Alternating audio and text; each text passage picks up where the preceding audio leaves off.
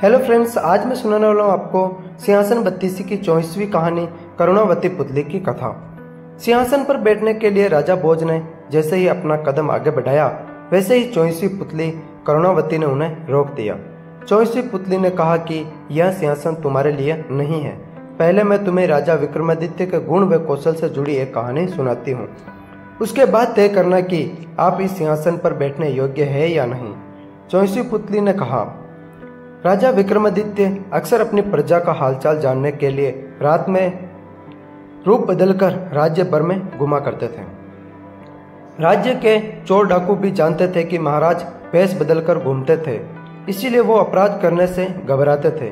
राजा विक्रमादित्य भी चाहते थे कि उनके राज्य से अपराध पूरी तरह से खत्म हो जाए और उनकी प्रजा रात को चैन से सो सके। इसी प्रकार एक रात महाराज भेष बदलकर अपने राज्य में घूम रहे थे। चलते चलते उन्हें एक भवन के बाहर रस्सी लटकी हुई नजर आई। उन्होंने सोचा कि जरूर कोई चोर इस रस्सी से लटक कर ऊपर गया हो, इसीलिए वो भी रस्सी के सहारे ऊपर पहुंच गए। उन्होंने अपनी तलवार भी निकाल ली और चारों ओर तलाशने लगे कि लेकिन तभी किसी महिला की धीमी आवाज़ सुनाई दी। उन्हें लगा कि यह महिला ही चोर है। यह सोचकर वो कमरे की दीवार से सटक कर खड़े हो गए। उन्होंने सुना कि महिला किसी के साथ वाले कमरे में जाकर किसी की हत्या करने को कह रही थी। महिला कह रही थी कि इस आदमी की हत्या किए बिना किसी और के साथ उसका संबंध बनाना मुश्किल है। इसके बाद महाराज को एक पुरुष की आवाज़ सुनाई दी। पुरुष बोल रहा था कि वह लुटेरा जरूर है, लेकिन किसी निर्दोष व्यक्ति की जान नहीं ले सकता है। उसने महिला से कहा कि उसके बाद बहुत धन है और वो दोनों दूर कहीं जाकर सुखी से अपना जीवन काट सकते हैं। इस पर महिला बोली कि तुम 2 दिन बाद अपना, क्योंकि सारा धन इकट्ठा करने में 1 दिन लगेगा। राजा समझ गया कि पुरुष उस महिला का प्रेमी है और महिला इस घर में मालिक की पत्नी है। इसके बाद राजा उस रस्सी के सहारे नीचे आ गए और महिला के प्रेमी का इंतजार करने लगे। थोड़ी देर बाद जैसे ही महिला का प्रेमी रस्सी पकड़कर नीचे आया तो राजा ने उसकी गर्दन पर अपनी तलवार रख दी और उसे अपना परिचय दिया। महाराज को सामने देखकर आदमी डर गया, लेकिन राजा विक्रमादित्य ने उसे वादा किया कि अगर वो सच बचाएगा तो उसे मृत्युदंड नहीं देंगे। इसके बाद उसने अपनी कहानी महाराज को बताई। मैं बचपन से ही उस महिला से प्यार करता हूँ और शादी भी करना चाहता था। मेरे पिता बहुत बड़े व्यापारी थे, जिस कारण मेरे पास काफ़ी धन था। फिर एक दिन समुद्री डाकुओं ने मेरे पिताजी का कीमती सामान से भरा जहाज लूट लिया, जिस कारण हम कंगाल हो गए हैं और मेरे सारे सपने चकनाचूर हो गए हैं। इससे मेरे पिताजी इतने दुखी हुए कि उनकी मौत हो गई। इसके बाद मैंने समुद्री डाकुओं से बदला लेने का निर्णय लिया। कई सालों तक इधर उधर धक्के खाने के बाद आखिरकार एक दिन मुझे अपना पता चला ही गया। किसी तरह से मैं उनके गुट में शामिल हुआ और उनका विश्वास जीत लिया। अब जब भी मुझे मौका मिलता मैं गुट के किसी न किसी सदस्य की हत्या कर देता हूँ। इस तरह से मैंने पूरे दल को खत्म कर दिया और उन्होंने लूट से जो पैसे इकट्ठा किया था वह लेकर वापस घर लौट आया।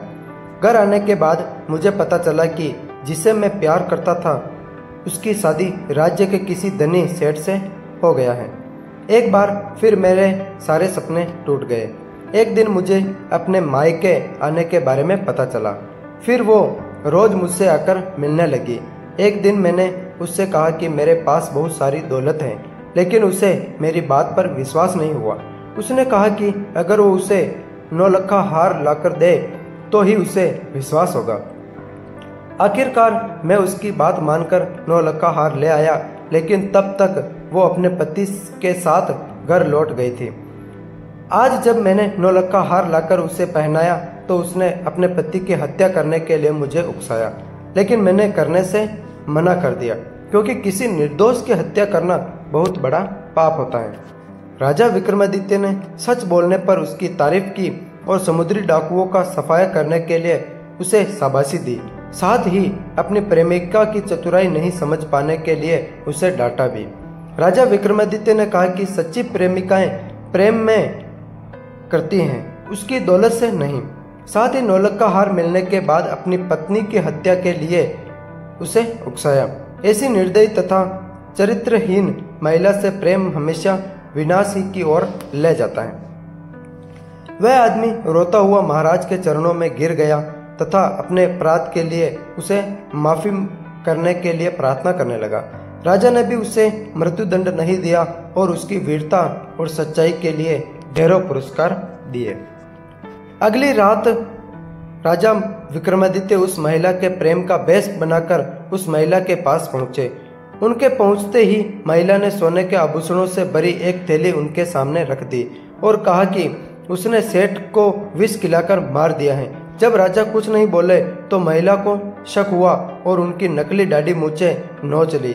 अपने प्रेमी की जगह किसी और पुरुष को देखकर महिला जोर जोर से चिल्लाने लगी और अपने पति पर हत्यारा उन्हें बताकर रोने लगी। वहीं घर के बाहर खड़े राजा के सिपाही राजा का आदेश मिलते ही दौड़कर आए और महिला को गिरफ्तार कर लिया।